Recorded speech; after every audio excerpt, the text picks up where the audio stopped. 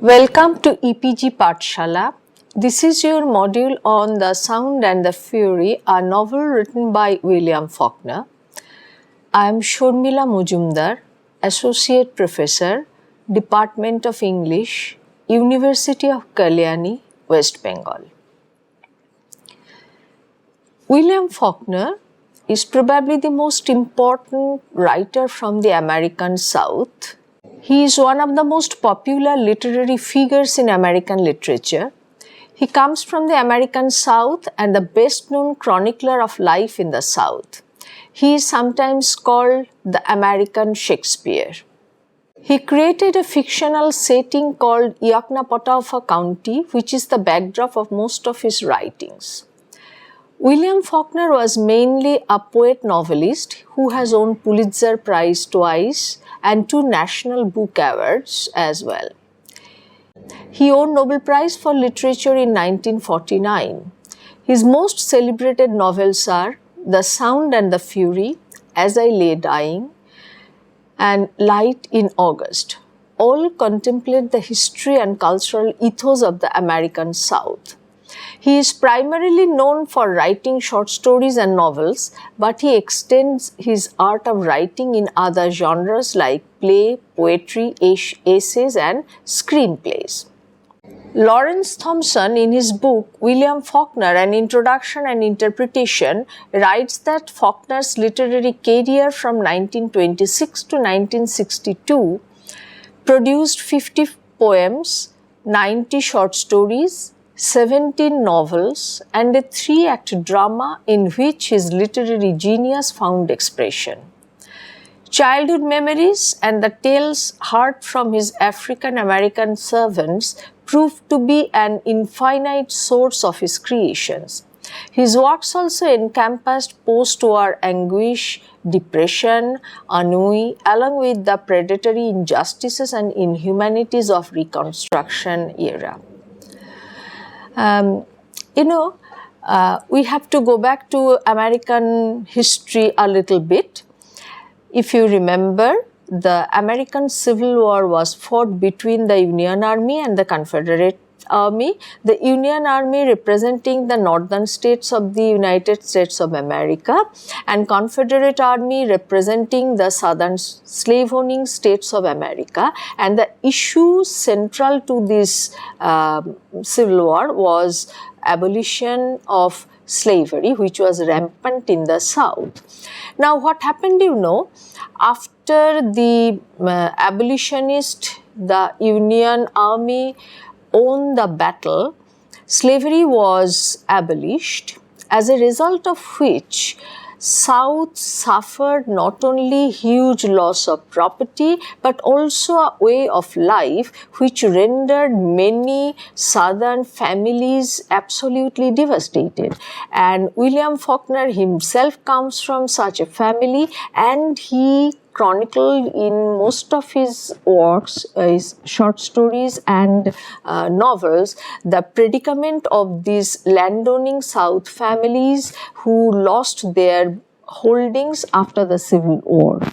His most celebrated novels, such as The Sound and the Fury, 1929, As I Lay Dying, 1930, Light in August, 1932, and Absalom, Absalom, 1936, deserve to be mentioned here.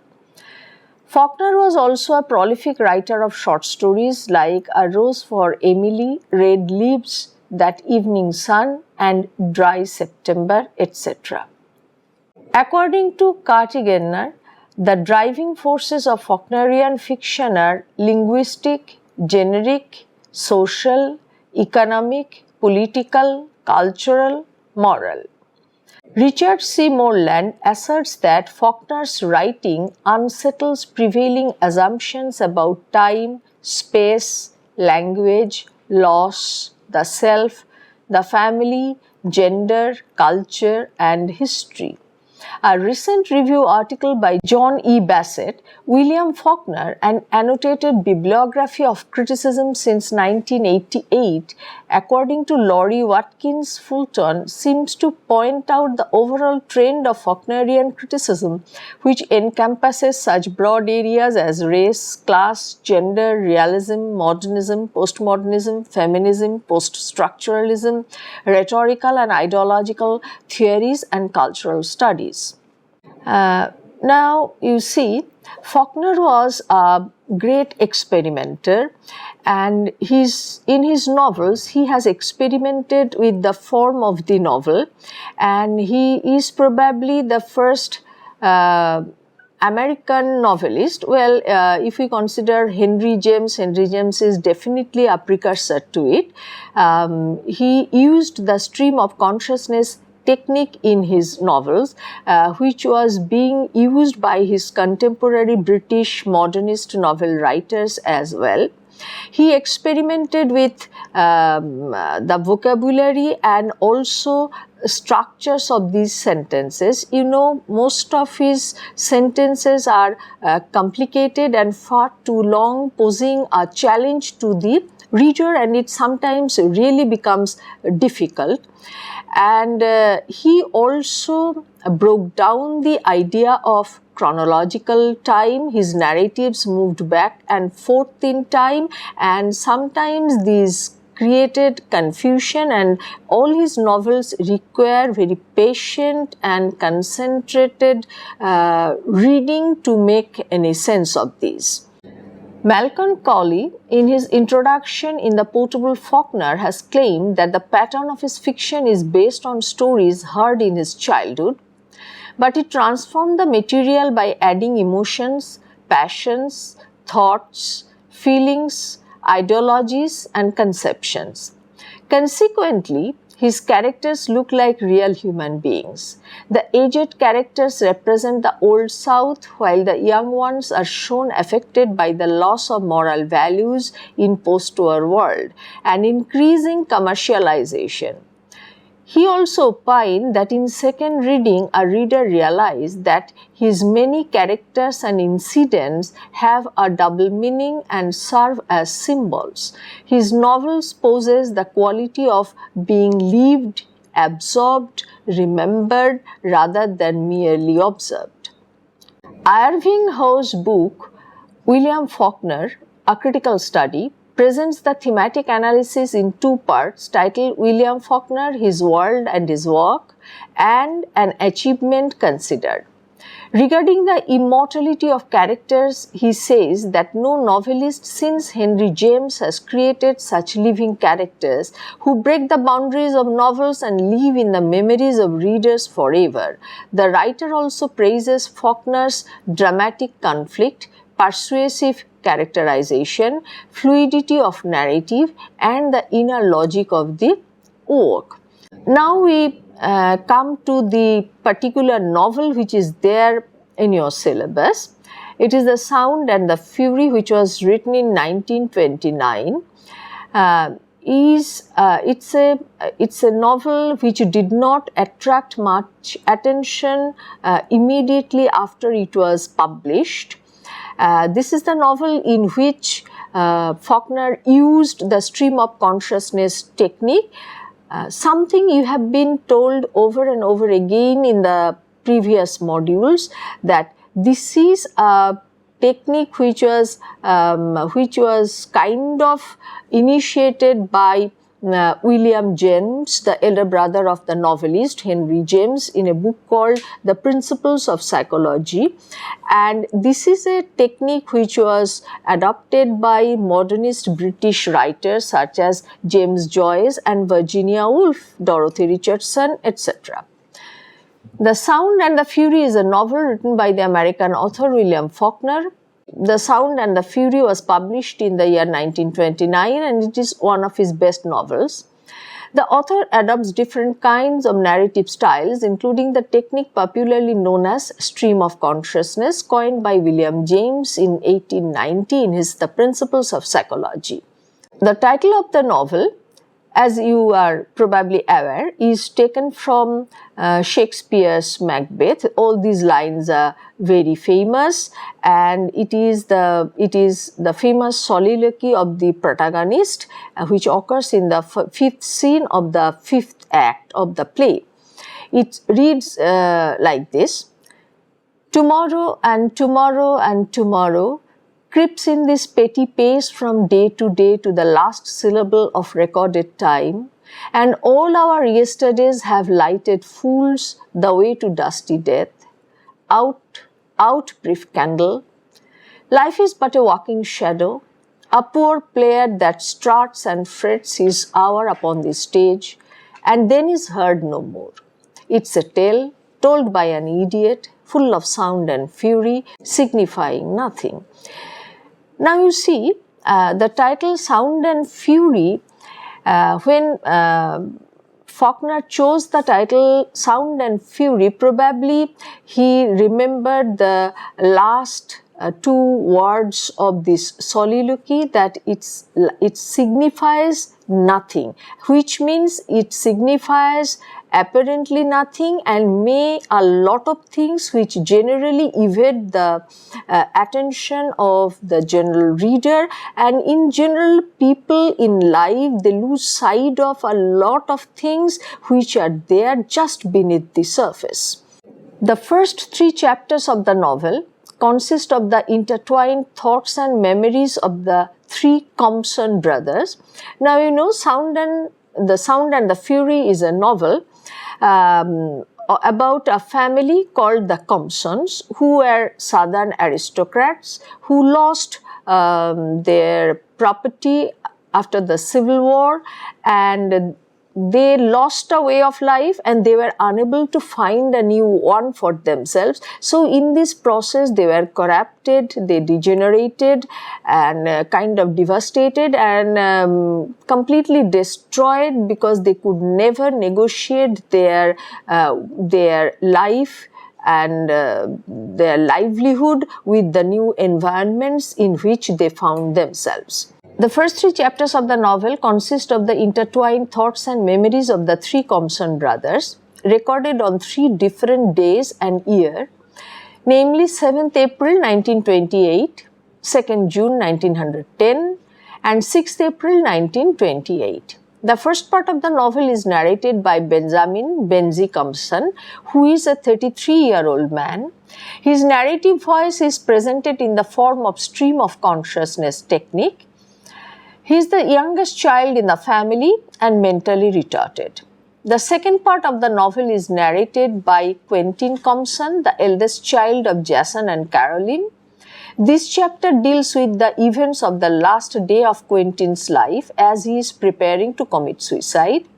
Like the first section, it is also described in stream of consciousness technique, but with more careful manner, not as disjointed as Benji's. It is constant switch between contemporary events and memories of Quentin Compson. Now, you see, as I was telling you, that Faulkner broke down the idea of chronological time, and in Quentin Compson's narrative, you can find that he constantly switches between his memories and his present, and because all his life is coming before him in as if they are a series of cinematic shots, because he is preparing to quit his life. And you know, the first chapter, which is narrated by Benzi Compson, Benzi has sometimes been, it's important the dates are Easter. The 6th and 7th April, they are just the day before the Easter and the day of Easter. And you see, Easter is an occasion of resurrection. On Good Friday, Christ was crucified, and on Easter Monday, he was resurrected. So you see, Benzi Compson has assumed some signification as a Christ-like figure, and it's also important that he is 33 years old, exactly the age when Christ was crucified. The third section is narrated by Jason, the third child, who is the only character who stands beside her mother.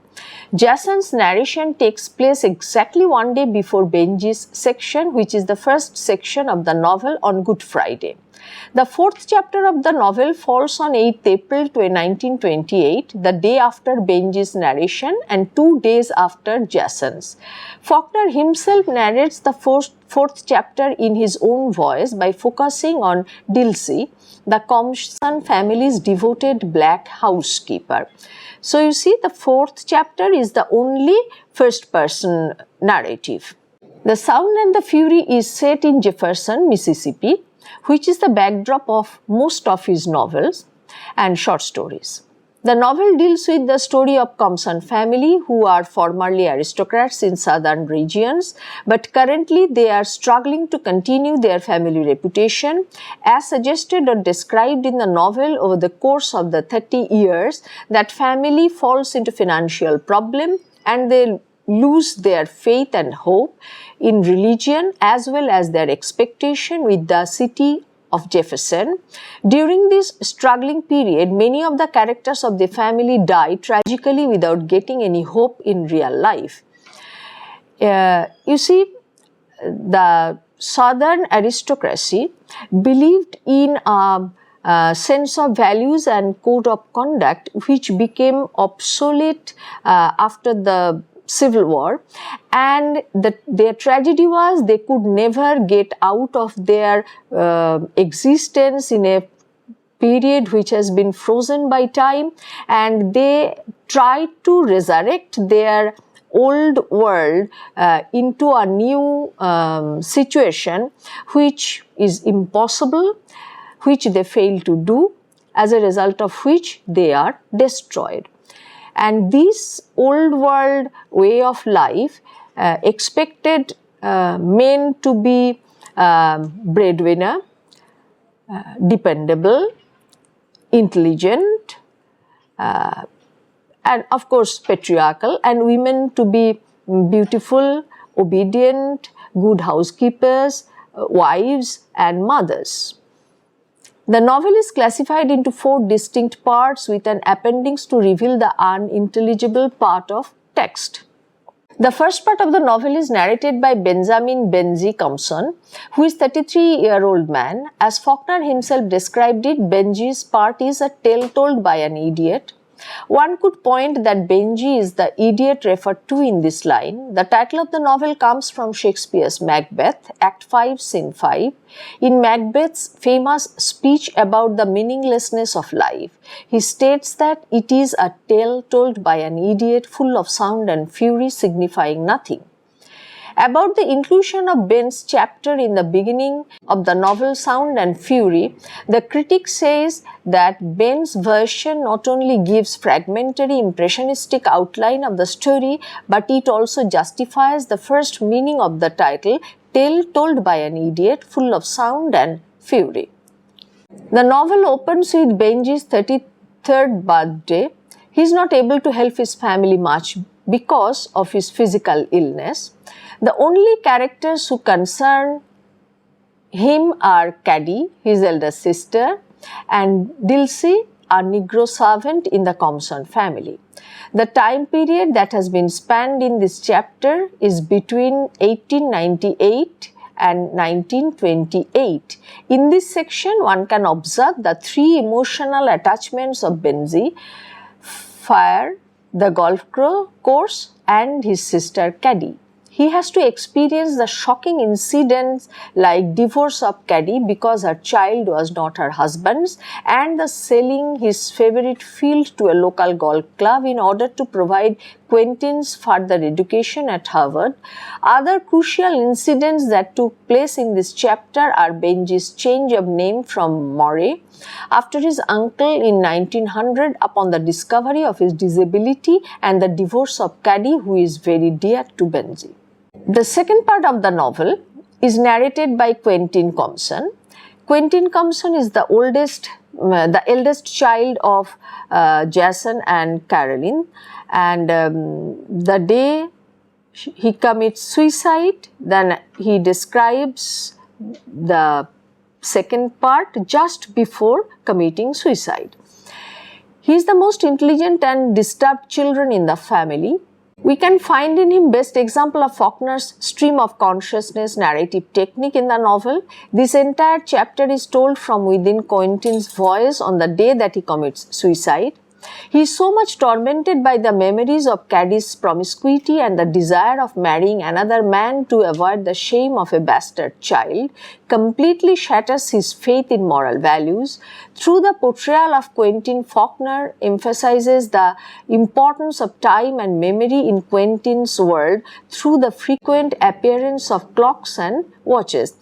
You see, clocks and watches are important symbols in the novel, and Faulkner's scheme of breaking down chronological time and accommodating the narrative in different chronological period is ably supported by his use of the symbols of clocks and watches. The third section is narrated by Jason, the third child, who is the only character who stands beside her mother.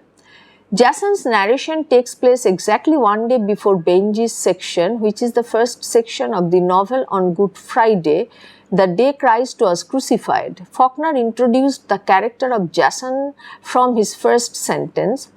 Once a bitch, always a bitch, what I say. He is very sadistic and bitter man who only thinks about money and single-minded person in the family. He became the guardian of the family after his father's death. In the beginning, Herbert Head had promised to give Jason a job at his bank, but rescinded that offer when he discovered Caddy because of a illegitimate affair with another man and divorced her.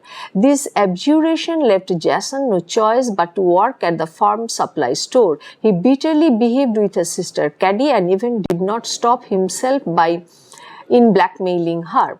So you see, there is one child who is psychologically retarded, the eldest one commits suicide, and the youngest one is burdened with the responsibility of running the family, but he is an embittered man, a frustrated man, and so you see the way the family is disintegrating, and this is the way most of the southern aristocratic families disintegrated. The fourth section of the novel is the shortest one, narrated by Faulkner himself. The most important character in this section is Dilsey, the Compson family's devoted black housekeeper. The Compson family undergoes a lot of problems and suffering. Dilsey is only character who can bring peace and order in the family in spite of so much sound and fury. This section deals with the panoramic view of two worlds of entire Compson family and Dilsey's world. So you see, here is a clear wedge driven between the world of the aristocrats in the south and the world that their African American servants inhabited. But in spite of this sharp wedge between these two worlds, Dilsey tries to bridge the gap. She tries to help the Compson family. She is really fond of them. She has been abused by them, but still she believes that it is her duty to serve her masters. So see how the vestige of the slave owning era continues even after the slaves have been freed and the family left its cotton plantation to come over to Yoknapatawpha country, the imaginary place which is actually Jefferson, Mississippi, and they also cannot come out of their world. So is Dilsey. She also doesn't come out of her world. She still believes that she has to look after the family. She is trying to make an order and peace in the chaos of family with her utmost efforts. In this context of the novel, Jason wakes in the morning and discovers that Miss Quentin has run away and stolen all his money that was stolen by him from her only. He cannot complain to the police because of his own problem. So he decided to follow her in other cities. The Sound and the Fury ends with the symbolic end of the Compson family's downfall, but also suggests at the possibility of resurrection or renewal. Significantly, this last chapter occurs on the eve of Easter Sunday, the day of Christ's resurrection, and thereby pass on a powerful symbol of salvation and hope.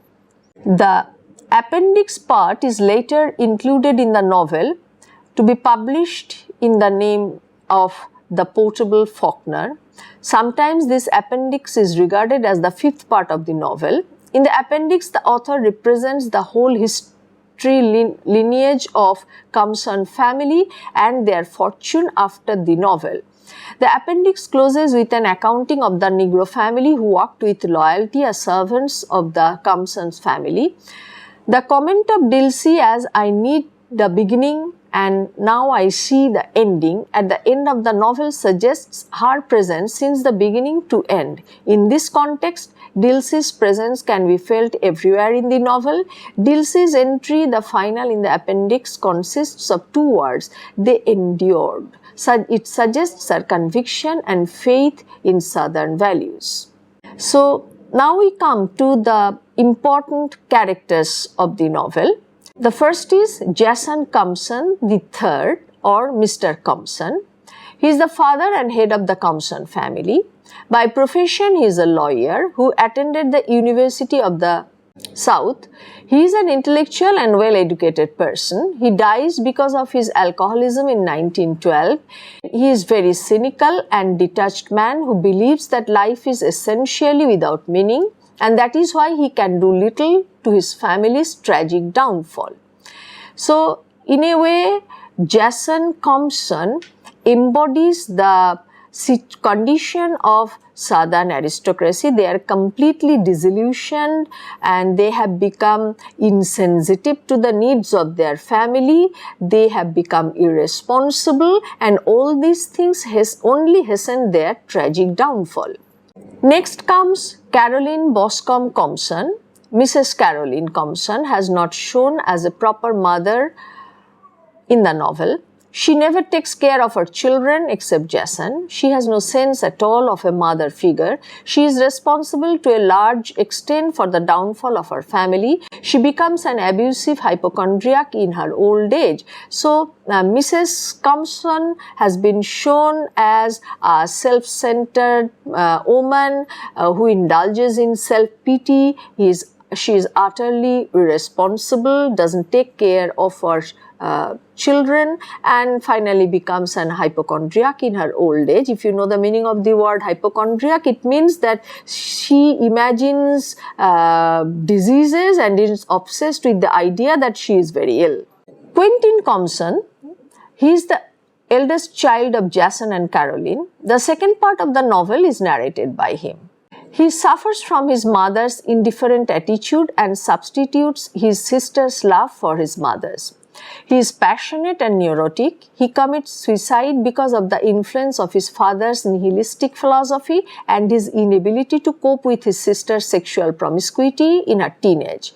He has romantic views about purity and virginity, and that is why he cannot endure the memories of Caddy's promiscuity and the desire of marrying another man to avoid the shame of a bastard child.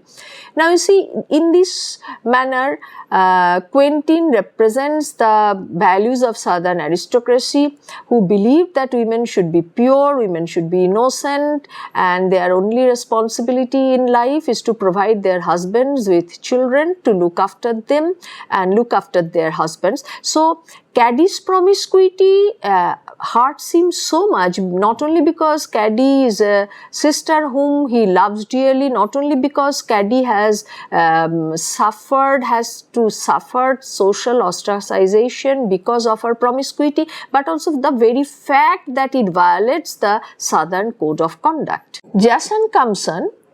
Jason is the third child who is the only character who stands beside her mother.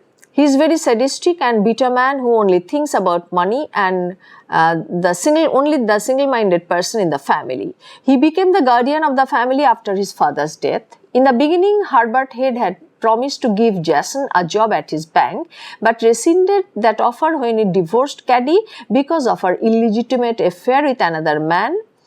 This abjuration left Jason with no choice but to work at the farm supply store. He bitterly behaved with his sister Caddy and even did not stop in blackmailing her.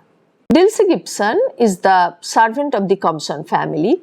She is the only selfless and kind individual in the novel. She cares for all the children in the Compson family as if they are her own children.